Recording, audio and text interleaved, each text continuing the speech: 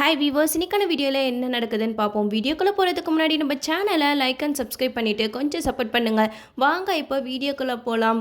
நம்ம சாமுண்டீஸ்வரியை பார்த்ததுமே அவங்க பொண்ணுங்க எல்லாமே கலங்கி போய் நிற்கிறாங்க. அம்மா நீங்கள் இல்லாமல் இந்த கல்யாணம் நடந்துருமோ, நாங்கள் ரொம்பவே பயந்துட்டோம் அப்படின்னு சொல்லிட்டு சாமுண்டீஸ்வரி கிட்ட ரேவதி சொல்லி அழுதுகிட்டு இருக்காங்க. அப்போன்னு பார்த்தா ஐயர் வந்து இதுக்கப்புறமா ஒரு நல்ல நேரம் இருக்குது, அதில் கல்யாணத்தை வச்சுக்கலாம் அப்படின்னு சொல்லிட்டு 2 மணி நேரம் டைம் கொடுத்துட்டாங்க. அந்த 2 மணி நேரத்துக்குள்ளே என்ன வேணாலும் நடக்கலாம் அப்படின்னு சொல்லிட்டு சாமுண்டீஸ்வரி அங்கே இருக்கிற எல்லார்கிட்டையும் சொல்லி உட்கார வச்சிடுறாங்க. மாயாவுக்கும் மகேஷ்க்கும் இங்கே அல்லு இல்லை, சந்திரகலா கிட்ட சொல்லிக்கிட்டு இருக்காங்க. எனக்கு ரொம்ப பயமாக இருக்குது, இந்த 2 மணி நேரத்தில் சாமுண்டீஸ்வரி என்ன பண்ண போகிறான்னு எனக்கே தெரியல. ஒருவேளை ஊர் மக்கள் முன்னாடி எனக்கும் மகேஷ்க்கும் உள்ள தொடர்பு பற்றி சொல்லி எங்களை அசிங்கப்படுத்தி இந்த ஊரை விட்டே அனுப்பிச்சிருவாளா அப்படி இப்படின்னு சொல்லிட்டு மாயா வந்து செம்ம பயத்தில் இருக்காங்க. இந்த பக்கம் நம்ம கார்த்தி ரேவதி கிட்ட மாயா மகேஷை பற்றி எப்படியாவது நம்ம சொல்லி இந்த கல்யாணத்தை நிப்பாட்டணும் அப்படின்னு சொல்லிட்டு எவ்வளவோ போராடிக்கிட்டு இருக்காங்க. சாமுண்டீஸ்வரி கிட்ட போய் தனியாக போய் பேசுகிறாங்க. மேடம், நான் உங்ககிட்ட ஒரு விஷயம் சொல்லணும். மாயா மகேஷ் இவங்க 2 பேருக்கும் தப்பான உறவு இருக்கா அப்படி இப்படின்னு சொல்லிட்டு எல்லா விஷயத்தையுமே கார்த்திக் வந்து சாமுண்டீஸ்வரி கிட்ட சொல்கிறாங்க. இதெல்லாம் கேட்ட சாமுண்டீஸ்வரி வந்து அவங்களுக்கு எந்த ஒரு விஷயமுமே தெரியாத மாதிரி கார்த்திக் கிட்ட காமிச்சிக்கிட்டாங்க. ராஜா, நான் சொல்கிறது கேளு.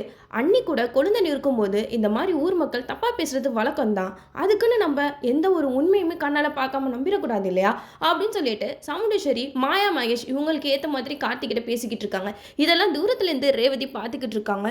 என்னது இது, ஏன் டிரைவர் இந்த மாதிரிலாம் பேசிக்கிட்டு இருக்கான், ஒன்றுமே புரியலையா அப்படின்னு சொல்லிட்டு அங்கே ரேவதி ஒரே குழப்பத்தில் இருக்கா. இந்த சைடு கார்த்திக்கும் ஒன்றுமே புரியல. என்ன மேடம், நீங்கள் கூட புரிஞ்சுக்க மாட்டேங்கிறீங்க, இப்படிப்பட்ட ஒரு அயோக்கியனுக்கு போய் ரேவதியை கட்டி வைக்கணுமா அப்படின்னு சொல்லிட்டு கேட்குறாங்க.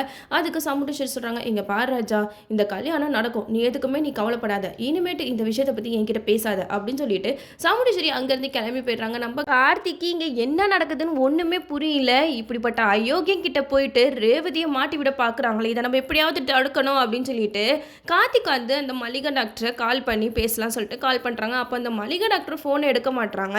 இதில் என்ன ஒரு விஷயம்னா, சாமுண்டீஸ்வரியை கார்த்தியை ரேவதி கிட்ட வில்லனா காட்டிட்டாங்க. ஏன்னா இந்த கல்யாணம் நிற்கிறதுக்கு முக்கிய காரணம் இந்த டிரைவர் தான் அப்படின்னு சொல்லிட்டு நம்ம ரேவதி மனசில் ஆழமாக பதிஞ்சிருச்சு. அதனால நம்ம ரேவதி கண்டிப்பாக கார்த்தியை நம்ம வாழ்க்கை துணையாக ஏற்றுக்கவே கூடாது.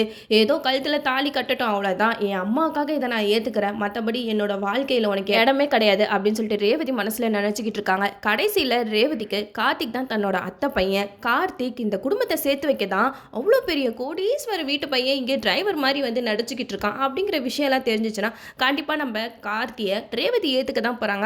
அது மட்டும் இல்லாமல் பிரிஞ்சு போன இந்த குடும்பத்தை ரேவதி கார்த்திக் இவங்க 2 பேரும் சேர்ந்து தான் சேர்த்து வைக்க போகிறாங்க. அதையும் நம்ம வெயிட் பண்ணி பார்ப்போம். ஓகே வீவர்ஸ், இந்த வீடியோ உங்களுக்கு பிடிச்சிருந்தா லைக் பண்ணுங்கள், மறக்காம நம்ம சேனலை சப்ஸ்கிரைப் பண்ணிடுங்க.